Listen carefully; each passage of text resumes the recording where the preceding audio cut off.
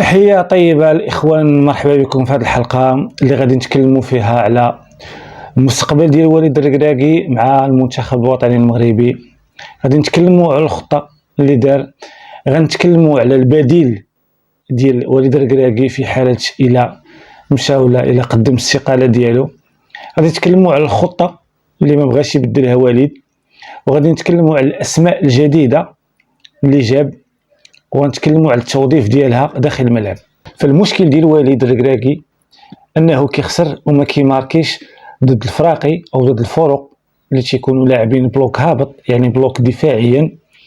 هادشي كيعني انك خاصك الفرديه والتكتيكيه انك تربح، على عكس الفرق الكبيره اللي كتكون لاعبه بالبلوك اللي طالع وكتكون لاعبه على الهجوم. فهذوك بامكاننا نربحوهم بسهوله، بحيث اننا غنماركيو عليهم واحد البيت من كونتر اتاك او بضربه ثابته او ضربه جزاء. وحتى في التصريح اللي كان قال الوليد الركراكي شحال هذه داك التصريح الشهير ديالو، قال لهم انا كنلعب على النتيجه، انا ما جايش نقصر، انا ماشي البارسا، انا ما كيهمنيش الاداء او الاداء كما قال له، انا خصني النتيجه. دارها مع الفتح ودارها مع الوداد، كيديرها دابا مع المنتخب، لكنه ما صدقاتش ليه مع الدحيل القطري ملي كان كيدربهم، ومن تما ناضوا الصراعات صافي وجا في حالته.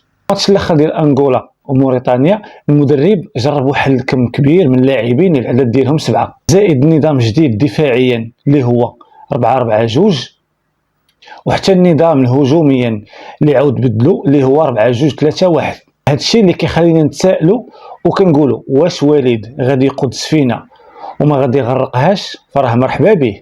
واذا كان هذا الشيء كبير على وليد وعلى الجامعه وعلى الناس اللي معاهم، فراه هذا هو الوقت اللي خاص وليد يحط سوارت باش يلاه نقلبوا على البديل، خاصه بان كاس افريقيا العام الجاي غادي يكون منظم في بلادنا، ومن المستحيل اننا نخسروه. واش وليد في الكان غادي يبقى غادي بنفس الخطه ديالو وبنفس حب الذات ويبقى شاد لينا المنتخب تيتينيني؟ بسبب انه هو داير هكاك. وليد هو التكوين ديالو داير بحال هكاك، وهذيك هي الخطه ديالو اللي عمرها غادي يبدلها. فراه الا كان هكا واذا كان عارف راسو غادي يزطط لينا كاس افريقيا الجاي، فراه مرحبا به. واذا كان ما قادرش يدير شي حاجه، فمن الاحسن يحط سوارت ما حد ما زال الحل.